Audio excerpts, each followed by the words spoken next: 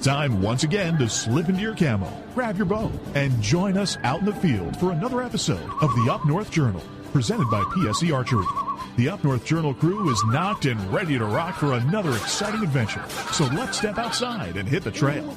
This episode of the Up North Journal podcast is brought to you by PSE Archery, Buck Baits, Better the Hunt, Rebel 6 Rubs and Seasonings, Easy Cut, Limb Walker Game Calls, Hunter's Blend Coffee, Packer Max, Fourth Arrow Camera Arms, Scent Blocker, Scent Lock, Copper John, and Stanislawski Release Aids. Welcome back to another episode of the Up North Journal podcast, everybody. I'm host Mike Adams, sitting in the cabin tonight with Dan in the UP, and our guest is sitting in the wings anxiously awaiting. But before we get started tonight, Danny, why don't you take care of some quick business and talk about the people who support us? Absolutely. There's nothing better than helping us help our supporters out, and you know how to do that. Nothing like helping out, starting off with Rebel 6 Rubs. Go on over to their website, rebel6rubs.com. Using our promo code, you can get what percentage off, Mike? That would be 20% off. 20% using our promo code on the checkout there, and then that would help us help them. But that's not all, you know, because we got Buck Baits. It's getting about that time. We just talked about it before we went on the record, and you said we were less than 90 days to bow season and hunting season. So how about going over to buckbaits.com, checking their lineup over there of things they got on their website, and you'll get what percentage off? 20%. There you go. Use our promo code there, and that'll help us help them. But you know what? I bet you Mike's drinking it. You know it. I was drinking it this morning, but Hunter's Blend Coffee. They've been helping us out, so let's go help them out. Go over to huntersblendcoffee.com, and you can get a percentage off your checkout there. 10%. There you go, using our promo code. And that helps us help them, and what better way to do it? Absolutely, you know, and yeah, I do. I've got my cup of coffee here, sporting my new cup, my new tumbler that my daughter made for Father's Day, the Up North Journal logo, and on the back it says Dad with some hunting logos in there, so pretty cool. We're going to get some of these made up for Up North Journal. You never know, they might wind up for sale here, so cool. Might have to check that out. Tony Thompson says, hey guys, and Terry DeFaw's in the house, and Alex Fedawai. Welcome, guys. And so, Danny, let's just kick this thing off. You set this one up tonight, so I'm going to let you do the introduction here. Well, you know what? As everybody knows, with the unfortunate, we lost Spot Shooters Archery. And within the Fenton area, we've picked up a new PSE dealer and SunRy Archery. So now we're spending our time over at SunRy Archery, and we thought we'd bring them on. We thought we'd bring on the store manager, Derek Vaughn himself, and talk about SunRy. Get us to know SunRy Archery and what it's all about. Welcome to the show, Derek. Hey guys, how's it going? Going good tonight. I talked to you a little bit earlier. You all relaxed now? You were trimming trees, right? Yeah, me and my brother did a couple big removals today. Pretty wore out, honestly, but it is what it is. Money's good. Right. Hopefully you didn't get any ticks on you, man. Ticks have been bad this year. That's one thing I worry about. Yeah, you know, I haven't actually run into any this year, honestly. I've heard a lot of stories, but I've had good luck so far. Well, you know, we wanted to talk about all kinds of stuff with archery tonight, you know, and we got the bow season coming up, but we also, like Danny said, want to get to know SunRy. You're the store manager over there at SunRy. Tell us a little bit about, you know, how long you guys been there, how long you've been with them, and you guys are a new PSE dealer, right? Yep. PSE's new for this year. As far as the store goes, I started pretty much from day one when the store opened there off of Torrey Road. That would have been in 2013, so 7 years ago. Seems like 2, but it flies by. So right. But yeah, PSE, you know, there was a turn of events there, a couple turn of events with Vans, you know, down in Whitmore Lake going out of business, and then you know, the unfortunate, you know, with Jim over there at Spot Shooter last fall. That was, you know, you never want to see that. You know, even if it is a competitor, you know, he's from all accounts a good guy. I only met him once or twice and never really got to know him, but by all accounts a good guy.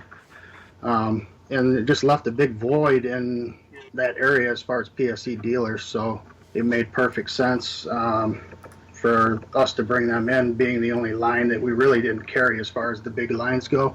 Right. You know, in my opinion, they make a great bow. You know, whether it's a $200, $300 bow or a $1,600 bow, they're all good. You know, they got bows across all price points, fit our market, and it just made perfect sense at the time. So it was a move we decided to make. Well, we're sure glad that you guys got him because, like you said, there was a big void there when Jim passed, and then, like you said, Van's down the road. Yep. You know, I looked at Danny. I'm like, what do we do now? Where do we go? Because Literally, that's exactly what he said. there's nobody around. You know, there's nobody in this area that had PSE.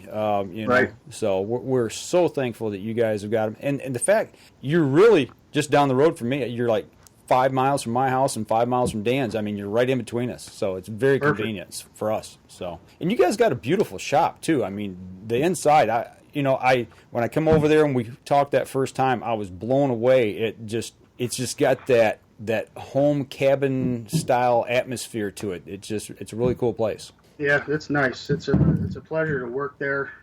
Jeff, the owner, he doesn't do anything halfway. If we're going to do it, we want to do it and do it the best. So that's kind of our motto and what we strive for. And it's so far it's worked out well. We're doing very well. Well, it's good to have, like I said, good to have you guys there. But one thing I do want to touch on before we even get really into it, but you go into most bow shops and they've got archery equipment, they've got all the gear, from targets, broadheads, releases, arrows, the whole 9 yards. But you guys have got other items there for hunters, and you've got a whole section just dedicated to boots, which I thought was pretty cool. Yeah, we started doing just basically like lacrosse rubber boots and a few work boots in the corner of the shop, and we were doing so well with it. We had the space. We just decided to open up a whole boot store, and it's really kind of taken off in the last 6 months to a year, I think, almost to its own entity where it's almost standalone, successful. On top of that, we added the Sitka clothing line to kind of go along with that, high-end. We're looking for that high-end customer in those areas, so it's gone really well. We carry some of the high-end boot lines for Western hunters, Kenetrek, Crispy, Loa, all of those. I'm just amazed at how well they sell, even at the price points, $300-400 for a pair of boots, and it's crazy. Well, we're starting to see a lot of that trend as well throughout the industry. People that take up bow hunting, they're not just your usual stick and string archers anymore. I mean, these guys are going to new extremes. We're seeing a lot of, like Danny and I, when we were at ATA this year, we talked, with several people, and the big thing now is getting in shape for these extreme hunts, and people are doing extreme hunts and going out west and climbing in the mountains. So you're starting to see people spend money on that higher end gear. I take it that's kind of what led you guys in this direction? For sure. Not just the hunting, but even the extreme shooting. The guys are shooting, all these total archery challenge type shoots, shooting 100, 150 yards nowadays, and it's just crazy. So, I mean, guys, everybody used to buy $50 a half dozen arrows. Now guys are spending $150 on a half a dozen arrows. They're buying $100 a pack broadheads so they can fly good at 100 yards plus. It's kind of getting pretty wild, actually. Well, you talk about the Total Archery Challenge. Danny and I will be shooting that for the second year now. We're going up at the end of August. They moved that date back because of the COVID stuff going on. But yeah. So, yeah, I know what you mean. You're talking about the long shots. We've been practicing our 100-yard shots and getting ready for that. But, yeah, it's definitely a different world out there in the archery scene, and it's kind of taken off in, I don't know, the last 5 to 10 years. You've seen that big push from what we've seen. Yep, for sure. Yeah, long range shooting. We sell a lot of movable sights, way more than we used to. Not just one pin, but multiple pins, 3, 4, 5 pin setups, where they can leave it set 20, 30, 40, for their whitetail Midwest hunts. But if they want to go out west or they want to go to the Total Archery Challenge, they can dial that thing to 100, 120 if they want to, and take that shot. On an animal that's out of my comfort zone, but I know there's guys that are capable of that kind of stuff, and it's kind of mind-boggling, actually. Yeah, it's cool to watch people that can make those shots consistently on big game and take those shots. It's really cool. But right now, at those distances, I'm just sticking to poke and foam. Yeah, me too. Exactly, right? It's one of those things that's definitely your comfort zone. And when you're out there zinging an arrow 100 yards at a target and hoping you get your arrow back. But, it's definitely the comfort zone is extreme, that's for sure. Yep. Last year, I remember Danny and I, there's a couple times we walked up to the stake and looked like, where's the target, and you're looking and looking and looking. And it's like, oh my gosh, there it is, way down there, or way up there on the hill. Some of those shots are, I think this year we're shooting 2 days and one of them is supposed to be like 60 to 100 yards. And so I think I'll take the target bow that day. I don't think I'll take the hunting bow. I'm just not set up for that kind of distance. It'll be fun. For sure. It's going to be a riot. So are you going up for that by chance? I was kicking around the idea if it was in June, but now that it's in August, it's probably not realistic with the store hours and the business we do that time of year. It's pretty hard to get away. So things picking up for you right now this time of year, I got to imagine. Big time. Well, this has been by far the best June we've ever had, and obviously we were closed for 10 or 11 weeks there. So I kind of figured we'd have a pretty big June, but it's been even more so than I expected. I mean, we have bows in there for service now like we normally do end of August, early September. So a lot of guys got pushed back, and then a lot of guys are getting ready. And a lot of the guys seem to get ready earlier and earlier every year anyway now, especially the guys doing the Western hunts. They could be hunting in 2 months. You know, some of those states, they have seasons that open in August. Right. Early September. So, I mean, we're only 8 weeks from, some of those Western states' seasons opening. Right on. Well, I'll tell you what, we're bumping up here close to our first break. Why don't we take a quick step outside? We'll take a first break and come back. We'll talk a little bit about getting set up for the season, if you don't mind. So, sounds good. All right. We'll step outside. We'll be right back after this. PSE Archery has reinvented the way you buy bows. From now on, you can make the most educated decision possible by basing your bow choice specifically on your shooting needs and goals. All you need to do is ask yourself, what kind of shooter am I? What do I want to achieve? PSE will help find the right category for you. So, what kind of shooter are you? Find out at psearchery.com.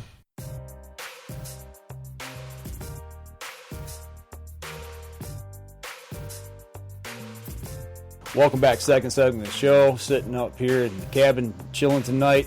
Danny's in the UP, and we're talking with Derek Vaughn from SunRy Archery. You said things are getting busy over there.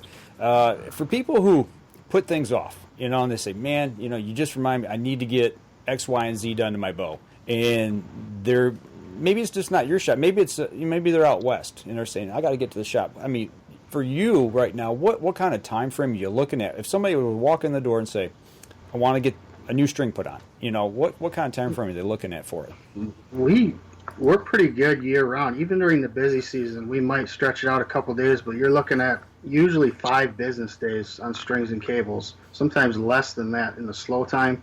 So depending on what day you get the bow in there, it could be a week, 7 or 8 days, but if there's a weekend mixed in there, but it could get pushed out to 9 or 10 in an extreme busy situation.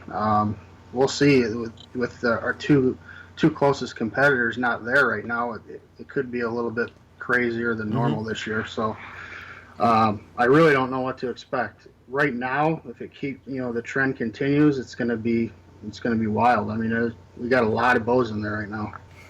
I was in there Saturday ago, and I was amazed at how many people were already in the store. Just it was packed on a Saturday, and I was actually like, wow, this is, and I talked with you briefly because you were so busy, and I just wanted to let you be and get your work done. But with your competitors not being around, and now it falls on your shoulders and picking up, actually kind of just warning people. It sounds like you might want to actually start thinking of getting in early to get ahead of the curve. For sure. I mean, if you can get your bow in, the sooner the better. Just for peace of mind, you're not having to worry about how long it's going to take. You get it in now, you got plenty of time, even if it takes 10 days, which, like I said, that's a rare occasion. But, you start waiting until September, then you start worrying and guys start putting pressure on you. It doesn't make us feel good. It puts more pressure on everybody. So the earlier the better. Obviously, there's always going to be an emergency situation. Seems like, especially with crossbows, a lot of accidental dry fires or derails, stuff like that. The week or two leading up to season, or even the first week of season. So you're always going to have that. But if you got a bow and you have the time to get it in, the sooner the better. As far as we're concerned. We just mentioned crossbows there. We got a question coming in from Adam Wynn. He's just south of here, and he's asking about crossbow strings. You guys obviously do crossbow strings, but do you build strings there, or are they just custom strings that you order in?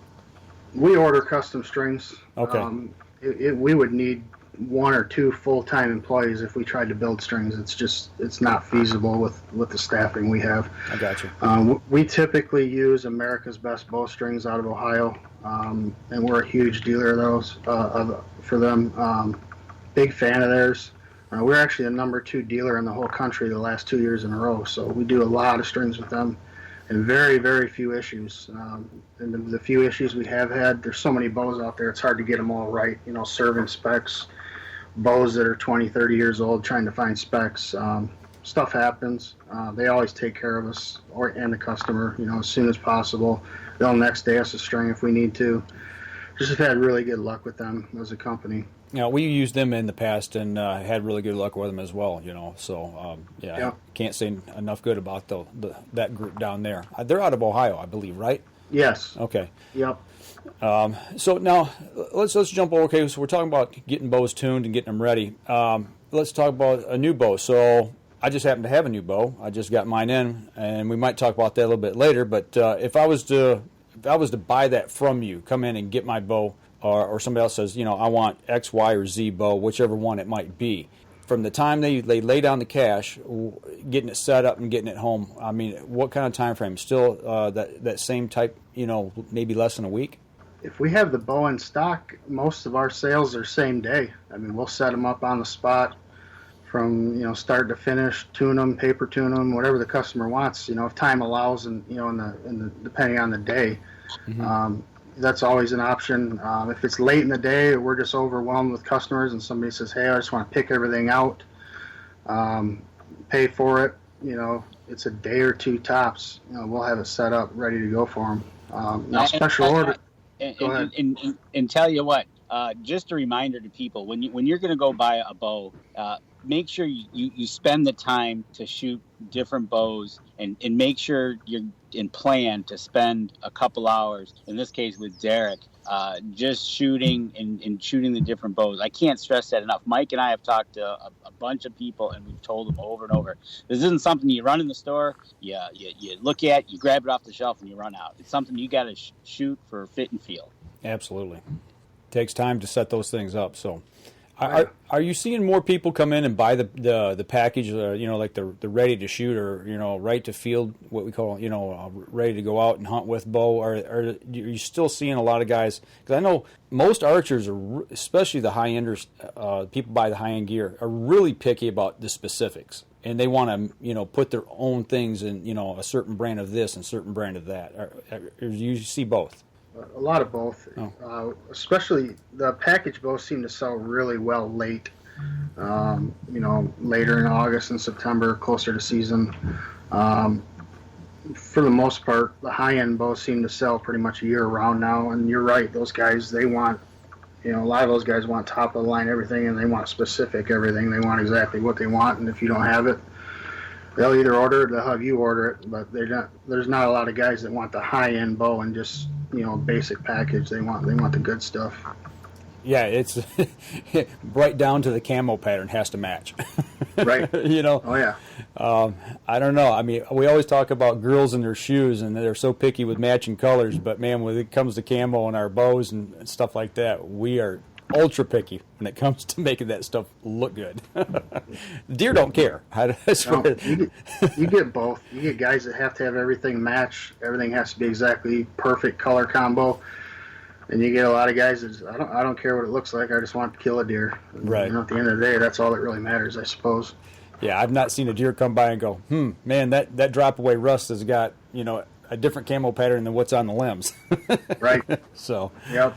That's good stuff.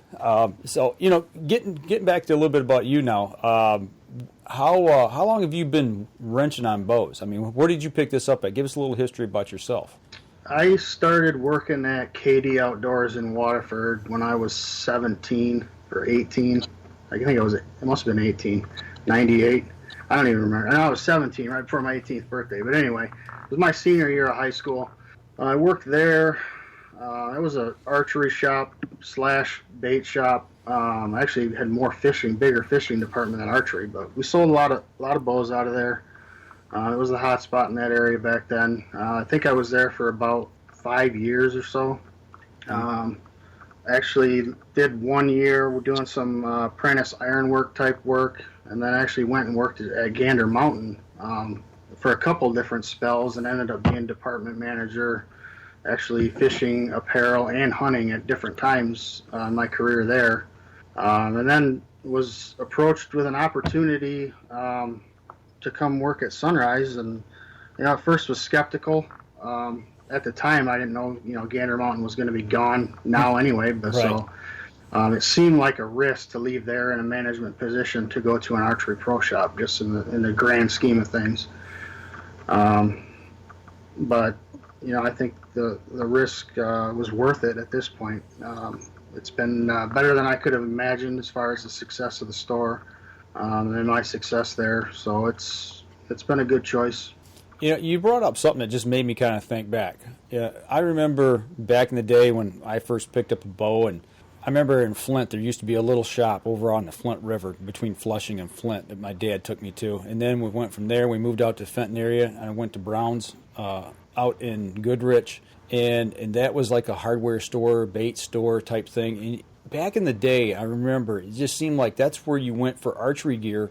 If you didn't have a big box store around, you went to, it was almost like bait stores. And then all of a sudden, there was this shift, this paradigm shift, if you want to call it that, to where, like you said, it went to the big box stores and then to the pro shops. And now, pro shops, that's it. That's the go-to place to get your stuff taken care of. And like you said, Gander's gone now. I mean, it just, the way the industry has turned is simply amazing, but it's really getting down to a niche now where the service end of it is, it's hands-on with the customer, I guess, and that's what I see in your guys' place. Yeah, it's pro shop or nothing if you want a bow worked on, unless you're doing it yourself anymore. The box stores, when I started at Gander Mountain, we had 3 full-time archery employees, and we had actually a pretty substantial archery department. And there were guys there that could work in the pro shops. I mean, we knew what we were doing.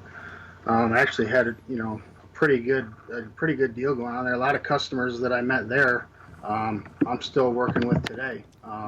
So it went from that to when I left Gander Mountain, there was not any employee in the store designated to archery. It just was that small of a niche, and they had kind of pushed it to the back burner, really getting away from any service because they don't want to spend any time. They want you to sell something. They want you out of there. And, that's maybe the reason they're not around anymore. I couldn't say for sure, but that was my impression of the situation as far as archery went. Well, I think to sell something, you got to have some customer service, don't you, Danny? Yeah, you kind of, Derek, you kind of hit the nail right on the head about a pro shop and the customer service and the feeling you're starting to get in some of these big box stores that it's becoming a numbers game, and it's a sales game, and it's a get in, get out with a sale, not a get in, enjoy your time there buying whatever bow you might be, or even a gun for that matter. But it's just amazing how it's kind of shifting in those big box stores to that effect. It's just a sales game, and it kind of stinks. It really does. So it makes places like SunRy to us so much important to be able to send somebody over to you guys, and knowing that you're going to take care of them, you're going to spend the time with them, whether it be 30 minutes, maybe they're there for 2 hours. I don't know, but it's that personal touch that you put on with that person and go from there. Yeah, for sure. A lot of the customers over the years have become, they're friends of mine. They're not just customers. They've become friends. I hunt with them. I do things with them.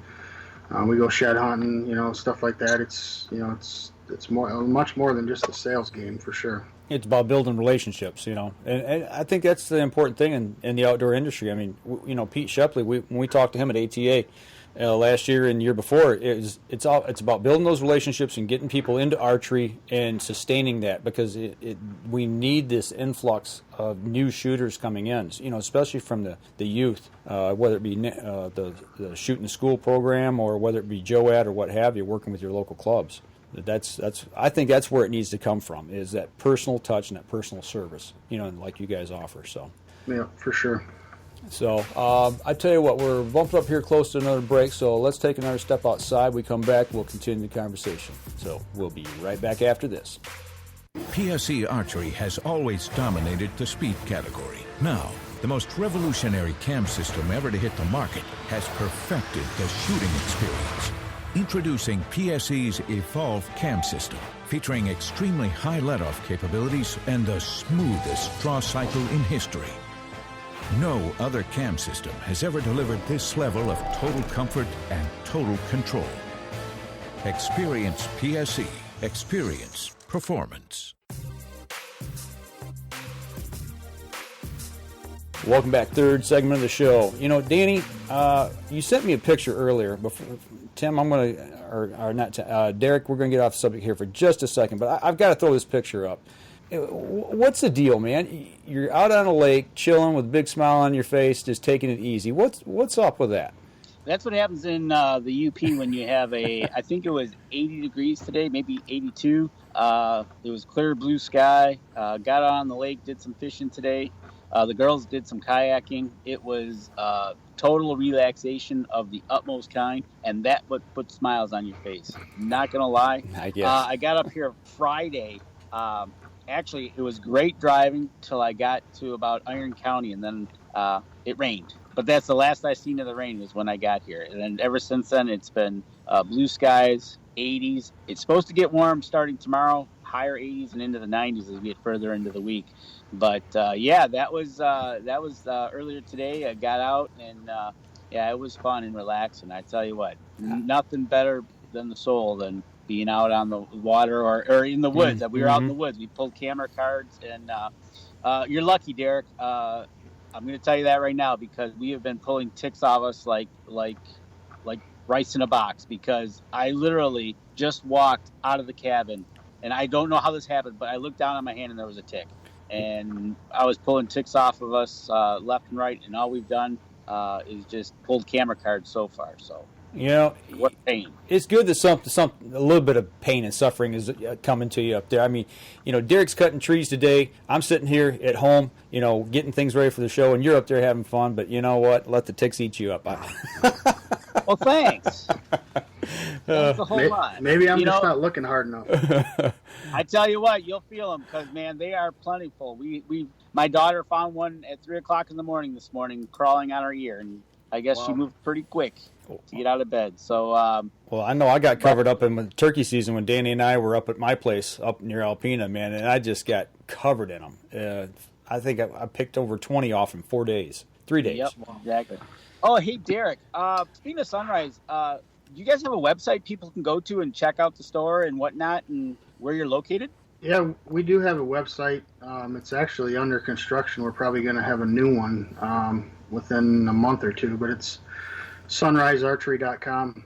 You know, we've always spelled the name a little bit different. It's SUNRYS archery.com. And it's a little bit, I'll be honest with you, it is a little bit outdated. That's why we're redoing it. We should be launching that hopefully by the busy season. We're shooting for August. We'll see how that works out, but that's our plan anyway. Oh, cool. That's a good deal. And I tell you what, like you said, you're into hunting and everything like that, get you into the bows and doing that. And we pulled our camera cards, and we seem to be picking up a lot of bears, coyotes, deer are looking pretty healthy. We got some young ones that came into the camp, and it's looking promising. So for people out there, starting now, get out there, get your bows ready, start shooting. It's never too late to shoot. You can always shoot early. Trust me. I was out shooting today. You got to keep shooting. You got to pick that bow up and put it in your hand and keep shooting and shoot and shoot. You know, it's something you got to stick with. It's not like a rifle where you can just pick it up and point and aim and go bang. It takes practice. I don't get to shoot my own bow enough. I have to shoot everybody else's all day. So at least it keeps me in shooting shape. But I honestly don't get to shoot my bow nearly enough. I mean, enough to hunt, but not as much as I'd like, for sure. You know what? You bring up an interesting point. I've never really asked anybody this, but I'm going to now. So you're in there tuning bows all day. You're shooting other bows, making sure that they're firing correctly and all that. Is it odd when you pick up your own bow? Does it take time to get back accustomed to that grip and that feel and the whole 9 yards going through your process in releasing that arrow? For me, not so much. I've always, since I've been working in the shops, I've always owned usually multiple bows and usually multiple branded bows, so they always have a little bit different feel. Okay. Anyways, so it's not a hard transition for me, honestly. Okay, honestly now, how many bows do you have sitting at your house that are yours? None at my house. They're all at the store. Oh, okay. But I right now I have 4 bows. Okay, fair enough. I just wondered, if there's like too guns. crazy. Okay, nothing crazy. Do you shoot target? Or, I mean, competitively? Not really. I've shot some spot leagues. I've competed with myself, never in any real competition. Right. A couple 3D shoots. I think I shot one IBO shoot probably 5 years ago. I just don't, I've got 3 daughters, 2 of them young, so I don't have a ton of time, on my days off to go do more archery, if that makes sense. No, it does. It took me a while before. Well, Danny and I just picked up the target game 2 winters ago. We shot. This was our second season this last winter, and life gets in the way of things, and it takes a while. Kids grow up, and then you've got more time to do stuff like that, I guess. So. Yeah. Absolutely. So, just to let you know, there's somebody on here that said if we need help on the personal side, they'd be more than willing to help. And your mom is watching. I'm sure she is. So the pressure's on. Matter of fact, Danny, I got a question to ask him when we get to the personal side that she has thrown our way. Oh, really? Yeah. Uh-oh. So it's good when Mom's watching. It's from my childhood. From my childhood, I won't remember it. Oh, is that what it is? My memory from my childhood, I don't remember much, unfortunately. I had a great childhood, but I don't remember a lot for whatever reason. I can remember every deer I ever saw, but don't ask me what I did when I was 10, Right. So I get it. I totally get it. Well, we're kind of sticking on track here with getting ready for season and shooting and all that kind of stuff. What's probably the most overlooked item that a hunter makes when he gets ready to go hunting, on his bow, and says, man, I should have had that changed, or maybe doesn't even think about getting it changed or getting it tuned? What's probably the most common thing that we overlook as hunters? I don't know. It's hard to pick just one thing. There's so many things that I see that are easy to pick out when guys are shooting, from simple things like I think 50% or more of guys shoot, that shoot a wrist strap style release, shoot them too long. Mm-hmm. It's super common. And just making a slight adjustment on somebody's release, stuff like that, it makes a huge difference. Not making sure they've got arrows, enough arrows when hunting season rolls around. Mm-hmm. Not having their strings looked at. We get every year the first week of October, we get a flood of guys in with broken cable, broken string. They just didn't have it looked at and neglected it. Mm-hmm. Stuff that can cost you a week in the woods. For some guys that's a big deal. Right. I don't know that I can say just one thing, but there's a bunch of things out there. So basically, it's just important to, like you said, be shooting all the time so you're familiar with your gear. And if something needs fixed or adjusting, make sure you get it done instead of waiting. Yeah. And we don't charge anything to give you an opinion, Right. You bring your bow in and we just look at it.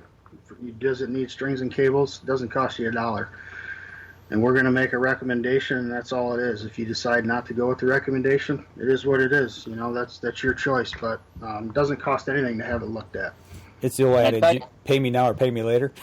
Yeah, right. Right. And I tell you what, Derek, speaking on that side of it, for just a few minutes of maybe you looking at a bow or just the person themselves overlooking their equipment, number one factor is safety. Like we talk about tree stand safety, it's also bow safety. You don't need that bow or crossbow exploding in your hands or when you go to shoot it and causing something severe damage or whatever might happen, unfortunately. So take the time. Get to look at your strings, cables, whatever your equipment, and make sure that you're safe. For sure. Crossbows especially.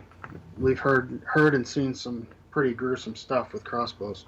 I know somebody personally who lost the tip of their thumb. It's not a pretty sight. Just that's just being careless, not because something went wrong with the crossbow. Just putting things in the wrong place at the wrong time, so to speak.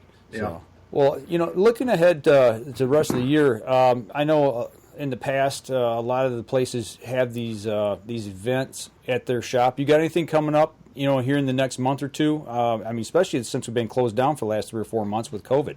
What are you guys planning on, coming up here the end of summer?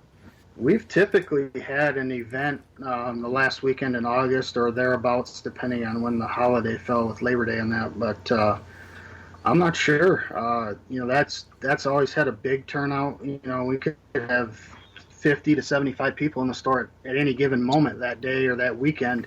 And I don't know if that's going to be, kosher this year. I don't know if we're going to be able to do stuff like that. So it's still up in the air as far as that goes. I may do something along the lines of spreading out some type of sale or event, maybe have a weekly special for a month straight, something different each week or something. I've got a few different ideas. I'm not sure what we're going to do. The other thing we are 90%, I think, going to do is we're going to host a 3D shoot at Land O'Lakes. I'm sure you guys are familiar with that. Matter of fact, Billy's on right now. He's watching. Yep. I've been talking to Billy about that. Great guy. So I think that's pretty much a done deal. So we're looking at the dilemma for me was trying to find a weekend, and I wanted to do it later when more people have their mind on hunting. So I wanted to try to push it into September. Okay. But you're running up against Labor Day. You got the youth hunt, and I think they had another event going. So we're probably going to do it the same weekend as the youth hunt, which isn't the perfect scenario, but it's kind of the best scenario for what we had to work with. And I had to struggle with it personally a little bit because my middle daughter's gotten into hunting enough where she, even at the age of 7, may want to deer hunt this fall. So from a personal standpoint, that was weighing on me as well. But I think we could still pull off at least some evening hunts and pull off that shoot as well. So I think that's what we're going to roll with. We still got to work out all the particulars, but it looks like that's a go. Okay. Well, Billy, he just chimed in here. He said September 12th and 13th at Land O'Lakes. Correct. Okay. Well, that's coming up quick, and I know that's 2 weeks after tax. So if Danny and I have arrows left, we'll come over and shoot. Yeah. You guys can go live out there. Yeah, absolutely. Glad to have you. Yeah, we'd love to be able. We shot over there a couple times. What was it, 2 summers ago? I'd come out after work and hang out with Danny and fling arrows. So very nice place over there. Really like it. Yeah, they got a nice piece of land over there. They got a lot of terrain and it's a nice piece of woods. Yeah. And they're not as, how do I want to put this? They're not as mean about setting the targets up as they are at TAC. Oh, no doubt. No doubt about it. They're a little more forgiving. Yeah, I've talked to them though. I do like stretching it out. There's so many guys that like that element of it now. I mean, there's going to be plenty of reasonable shots, but I asked him if we could push it to at least 60, and he thinks we can on at least a handful of targets. So we'll see what we can do. It should be a good time. I'm hoping to have some pro staffers help set the course. Some of the guys that shoot a lot more than I do, especially 3D, use their input and make it a fun but still challenging for the guys that want it to be. There'll be multiple stakes, for your comfort level. There's no pressure. There's no trophies, no championships on the line. It's just all fun. That's right. So it should be a good time. It's just getting out there and getting ready for season. But you're right. There's something about when you stretch it out. I've got my archery lane cut in here at the house, and I can shoot 50 in the backyard. And when I open the fence up though, and I can step out to 90, and there's just something, I don't know what it is, magical when you let that arrow fly and you watch and you wait to hear the thump and see where it hit. When you stretch it out, it's pretty cool. It's a lot of fun. Oh yeah. It makes you a lot better shot, too. Absolutely. For those of you that don't shoot beyond your comfort zone, you should, even if you're not going to shoot that far at an animal, just because it makes your comfort zone feel much more comfortable. That much easier. Yeah, it's like a chip shot. Right, exactly. Billy says the all-new mean course, so he's going to get mean with. Okay. All right. we'll have to come over and check it out. So. He says the course their building's going to be crazy awesome, all new. So good. It's good to hear. Excellent. Oh, and so happens that falls on your birthday, Derek, according to your mom. It does. That is September 12th is my birthday. We're finding all kinds of stuff out. That wasn't as important as the youth hunt, but it is what it is. Right. I hear you. I tell you what, let's step outside. We'll take our last break. We come back. Let's have a little bit of fun. We'll get a bit into the personal side and then chit-chat a little more. So we're going to step outside. We'll be right back after this.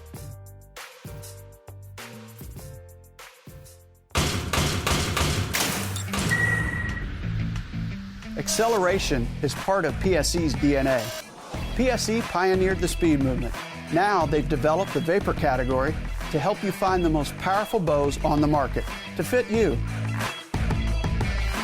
High speed equates to intense power and building the momentum you need to be successful.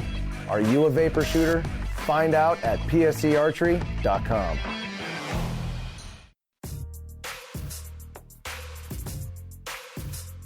Welcome back. Last segment of the show. Danny's been chomping at the bit here, I haven't been chomping at the bit. I've just been relaxing. Before Danny asks his normal questions, Derek, we got to ask, because your mom asked us to ask this. It says, ask him about his first night hunting. It's a good story. We didn't have youth hunts back then, so I had to wait till I was 12 to bow hunt. I remember that. Yeah. And I'd been shooting, for years, practicing. Honestly, I went hunting with my dad one time, sat with him in a tree stand, I think when I was 11 the year before. And the only night I went, he shot a deer, a nice big doe. So, my expectations were that when you went hunting, you shot a deer. And so when I was, my first year I could hunt, I turned 12 in September, so I was, fresh being 12. We hung a stand with me and my dad hung a stand that afternoon. I should say he hung the stand. I wasn't really old enough, but that afternoon on October 1st, he put me in the tree, told me he was going to be a couple hundred yards this direction. I don't even know what direction that was. And that if I needed help or shot something, to walk that way till I hit the 2-track and, holler for him and he'd come get me.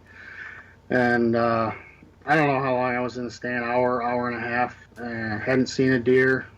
Didn't really know what to listen for, I was just a kid. But, never, one thing I do remember as a kid is hearing footsteps of a deer coming for the first time in a stand by myself. Looked over my left shoulder and here come a buck down the hill.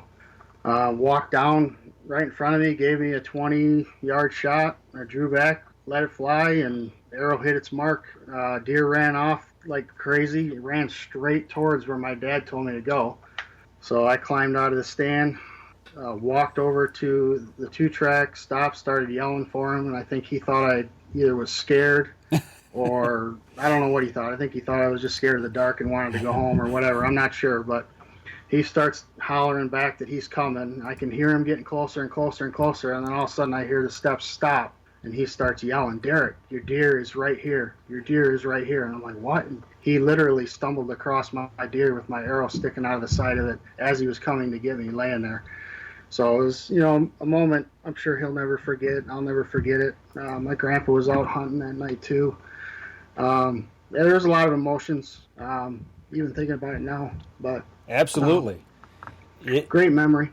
Absolutely. Holy cow, that's awesome. My first buck was when I was hunting with my dad, and first deer I ever killed. And same thing, man. It's just I can't talk about it without bringing tears to my eyes, and that's what's so great about bow hunting or hunting in general is the fact that it's memories. It's being with family. Your dad, your grandpa, friends. Now maybe your daughters, and Danny and I have said this so many times: is getting people involved in this outdoor thing that we do. Is just good for the soul, man. It's good stuff. Well, Danny, I guess that takes away his most memorable hunt. I'm pretty sure that's going to be, but we'll still ask that question. But Derek, like I said, we like to ask our interviewees some personal questions, not too personal, just some fun little questions that we like to ask. One of the first questions is, obviously you've been hunting since you're 12. When you're out in the stand and you're sitting out there, you got your backpack, whatever, you got your pockets. What's like your go-to snack to have out in the stand? Like, what do you need to have for that hunt? I'm not a big tree stand snacker, to be honest with you. If I'm going to do a long sit, I've got a bottle of water or two, and then I forget what they're even called, the oats and honey bars. I think the green packages. I couldn't even tell you what they are, but that's about it. Some type of granola bar snack, maybe a sandwich if it's an all-day sit, but I've never been a big tree stand snacker. I'm not sure why, just never have been. Yeah, I get what you mean, though. You know, it's sorry for the boring answer. Yeah, no, it's when you're in a tree stand, it's got to be quiet. Yeah. Right. Okay, so obviously, when you're traveling to and from your hunting spots, or you're going up north, or wherever you're going to do some hunting, you're listening to maybe the radio. So what does Derek listen to? Does he listen to music? Does he listen to podcasts? Does he roll the windows down and listen to the air go through the truck? I don't know. What do you do? Good old Fred Bear. You know, that's a good one in the morning. Wake you up. I don't know. I don't have a go-to station or type of music. I hunt a lot out in Calhoun County, and I couldn't even tell you what radio stations they have out there, to be honest with you. But yeah, usually, you know, Nugent, that would come to mind, I guess. So if you're on the road heading over to your stand, are you thinking about wind direction, what stand I'm going to hunt? I mean, is it more of that mind game than it is listening to the radio? Yeah, for sure. There's definitely hunts where I'm undecided on the drive because I have a significant drive out to where my hunting leases are. Mm-hmm. Unless I'm staying out there, it's a 10-minute drive. But yeah, there's been many times where I've changed my mind on a drive based on weather reports or changing, you know, wind direction, that kind of stuff. You know, recent information I pull off of my last trail camera pull, stuff like that. I try to use all that information to the best of my ability, and it's worked well for me. I've had quite a bit of success the last, 10, 11 years since I started hunting out in that area of the state. Killed some pretty good deer, so it's been working for me. Awesome. That's awesome. All right, Dan, next question. What next question is, okay, so you're going to invite Dan and Mike over for dinner, and you're going to make us Derek's favorite meal, whether it be fish, venison, whatever it is. What's your favorite go-to meal that you would make us? I'd grill backstraps for sure. I like grilled that. Venison backstraps. You can't go wrong with that. I really honed my grilling skills in quarantine, so I think my wife would even agree with that. Okay, so now you got to give up some of the secrets. What have you perfected on the grill? I think just the timing and just being confident with the amount of time and running with it, and not overcooking stuff, not undercooking stuff. Just stick to what you want to do and trust it. Whether it's pork chops, my wife likes grilled pork chops. My kids love venison steaks. All three of my girls love them. They really like when we kill a turkey. They love turkey poppers. We do turkey on the grill wrapped in bacon, so that's a family favorite for sure.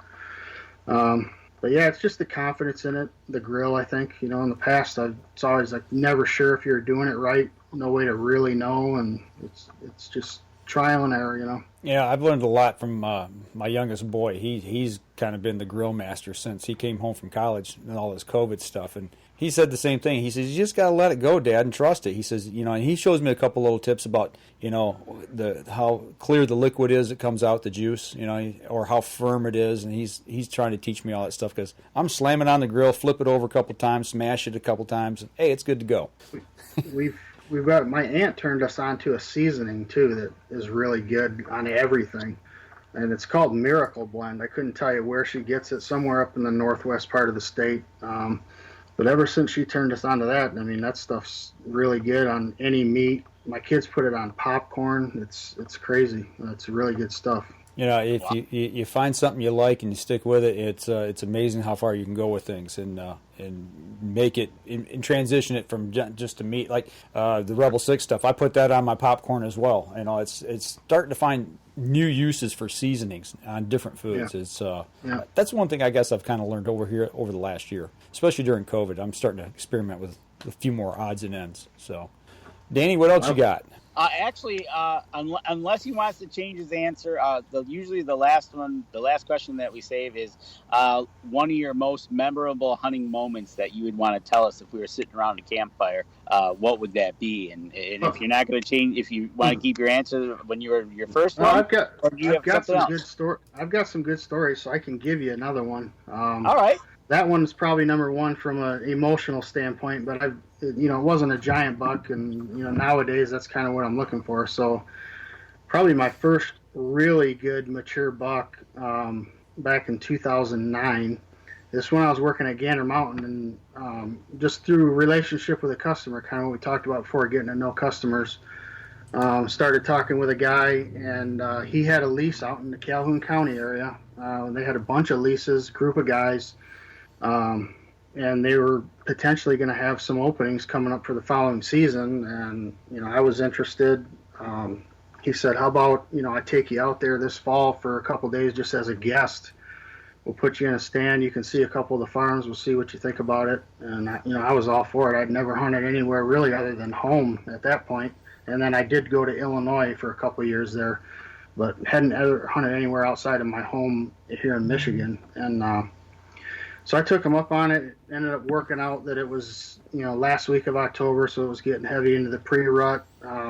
He put me in a spot in the morning. I'm walking in the dark, blind, no idea where I'm going. Put me in a stand. We saw a handful of deer, a couple bucks, nothing big. But after the hunt, I said, "Hey man, I've seen enough. Property looks great. I've seen a couple other farms just driving around. I'm in regardless. I don't need to kill a deer or see a big deer to want to hunt out here." So he's like, "Well, I really like to put you on, have a good hunt tonight. So I'm going to put you in one of our better spots." And I'm like, "Yeah, you really don't need to do that." I was like, "I don't want to upset somebody else that's a paying member, and go hunt somebody's spot." And he said, No, we're going to put you in there. And he puts me in a spot, and just walking in, it was one of those spots where you just felt something was going to happen. There was fresh sign, big rubs and scrapes as we're walking in. He puts me in the tree again, a piece of property I'd never stepped foot on. And he had happened to show me a trail cam picture of a particular buck 2 or 3 different times in the summer, different camera pictures that he had kind of wanting my opinion on how big I thought the deer was. And it was a big 9-pointer. I knew it was 130-inch plus buck, really good buck. And he, when he put me in a stand, he said, this is where that buck's been hanging out. And I said, "Okay, the odds of me seeing him aren't great, but that's good to know." Well, as the night progresses, I'm starting to see quite a few does and a couple small bucks, and then all of a sudden there's flooded timber about 25 yards from me. It's all flooded timber for about 100 yards, and on the other side of it there's a dry strip. And I catch movement, put the binoculars up, and it's that buck standing there on the other side of that flooded timber. I immediately recognize him. And he's following a doe, and they're kind of parallel in the flooded timber. All of a sudden the doe turns and walks right towards me. He starts walking through the water. It was like a scene out of a movie. She's walking through the water, and I can see the reflection, and I can see his reflection following her. And it was really cool. They come into my right, and it's getting low light. I can feel the thermals dropping, and if you've ever hunted around water, in the last hour of daylight, your thermals are going right to that water. So I knew it was going to be pretty touchy on whether I was going to get him in range or not, based on the wind and what I was feeling, happen.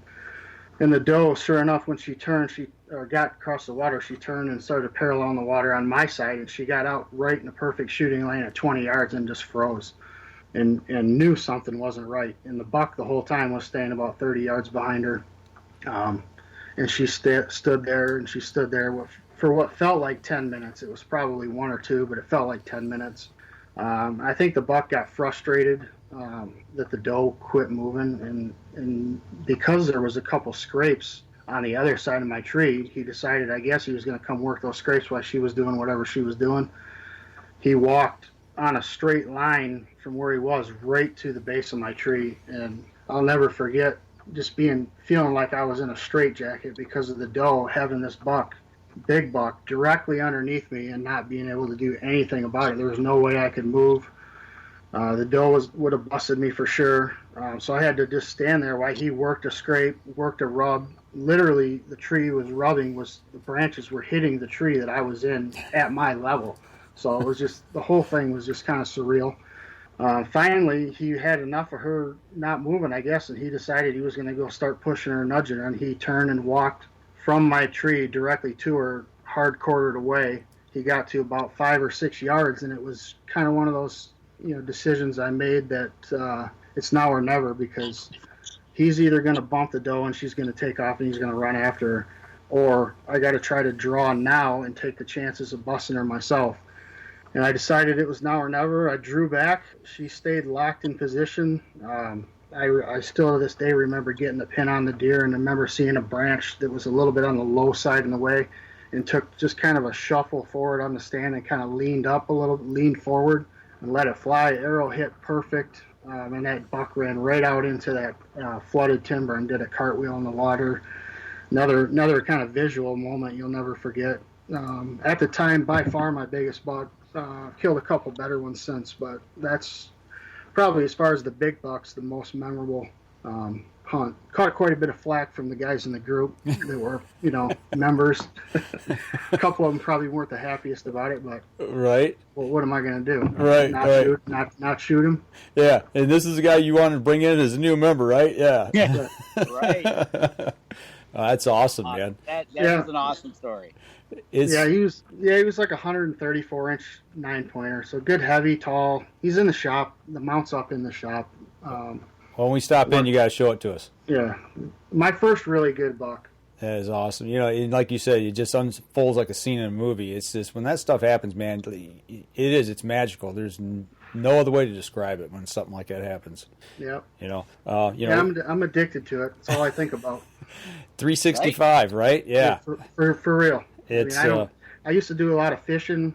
I used to do a lot of other things, and now anymore, if I have a day off and I don't have stuff to do with the family, I'm doing something to try to improve my odds to kill a big deer the following year. Whether it's trail cameras, moving a stand, hanging a stand, shed hunting, scouting. I mean, that's pretty much every free day. That's what I'm doing. Yeah, it's. People say it's an addiction. No, it's just it's an obsession. It's a lifestyle. I mean, that's kind of ingrained in us. I've gotten heavy into the habitat management, and deer management, and that's kind of where my passion lies right now. And it's 365. When I'm not working or something here with the family, if I've got free time, I'm thinking about how do I make things better for the next season. And I think it makes you a better hunter. It just pushes you to that next level, so to speak. And Billy said something here a few minutes ago that we were been talking about, memories and things. He says you don't make memories like that playing video games, and that's so true. You got to get these kids out, get them involved in the outdoors. Can't say that enough. Is that something you're seeing more over at the shop? Are you starting to see more youngsters get involved, or you think we're lacking in that area? Do we need more of a push? We see a lot of it because there's a couple big NAS programs in our area. Heartland's a really big one. Howell's really got a big program going. Fowlerville, Swartz Creek. We work with a lot of those kids, and a lot of them transition from that program to either hunting or tournament archery. So that's been helpful, I think, for sure, and I think it's a big-time grower. So I think we'll see more and more schools do that as we go forward. Well, that's if somebody's watching the show tonight and just interested in archery and maybe thinking about it, get over to the shop. Check out what they've got to offer over there, and talk with Derek or anybody else that might be in the shop there to get you pointed in the right direction. Derek, give them. You got the website again, Facebook. Mention how else they can get a hold of you guys. Yeah, you can get on the website, Facebook. You can call us at 810-936-0066. We're running Monday through Friday, 10 to 6, and then Saturdays, 10 to 5 until August. We're going to change up our busy season hours this year. We used to do 10 to 8, and I think we're going to do 9 to 7 this year instead during the week. Open a little earlier for those guys that maybe can catch us before work and not be out so late. And then I think we're going to do 9 to 5 Saturday and 9 to 3 on Sundays, and that'll be just August and September only. Okay. Otherwise, it'll be normal hours year-round. Okay. Well, Danny, you got anything else you want to throw at him real quick? No, I think we've learned a lot about SunRy and Derek himself tonight, and I think it's a great opportunity for everybody to get to know him, get over to the shop, visit the shop, and enjoy. All right. I tell you what, for the podcast portion, we're going to go ahead and wrap up the show. We'll hang on to the live stream here for a few more minutes. But for those of you on the podcast, make sure if you would share the show for us, give us a follow, give us a like, go over to our social media pages and do the same there. And if you go over to iTunes, give us a review over there. That helps us as well. So that'll do it for us this week. Danny, what do we got planned? We haven't really got anything planned per se just yet for next week. Is that right? Nothing is in stone for next weekend. Okay, it's the 4th of July weekend. Yeah, 4th of July. So we're talking about pre-recording a show, and if that happens, we'll have one out. If not, we might take the week off. But the following week after that, we've got stuff planned all the way into August now. So, the interviews are lining up, and we got some really good people coming on, so stay tuned. That'll do it for us this week. We'll be back again next week. If we don't drop a show next week, we'll be back again the following week. Y'all take care. This episode was brought to you by PSE Archery, Buck Bait, Better the Hunt, Rebel 6 Rubs and Seasonings, Easy Cut, Lim Walker Game Calls, Hunter's Plain Coffee, Packer Max, Fourth Arrow Camera Arms, Scent Blocker, Scent Lock, Copper John, and Stanislawski Release Aids. Thanks for listening, and join us again here next week. Until then, remember, as we always like to say, if you're out on the water or in the woods, shoot straight and be safe until next week on the Up North Journal.